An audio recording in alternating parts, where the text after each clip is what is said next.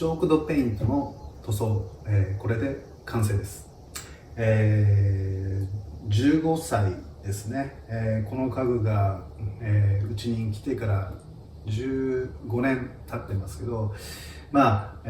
なり塗装も劣化している状態でした。ただしっかり本当にサンディング作業で、下地処理をしただけで、しっかり塗料はチョークドペイントしっかり密着しましたし、比較的短時間で、今日夏で気温が高かったっていうのもあるんですけど、かなり乾燥時間も短く、もう20分後30分後には、試食乾燥してある程度もう触れる状態、もしくは上塗りできる状態まで、持っていくことができたんで、全体の作業時間としても、本当に2時間もかからずという形で、このぐらいの大きさの家具でしたら、塗装できると思います。色に関してはこれチャコールという色なんですけど、石炭色ですよね。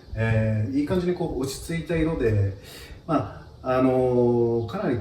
エイジングされた、感じっていうのも自然と出てますし、落ち着いた色なんで、どのような場所にも合うのかなと思っています。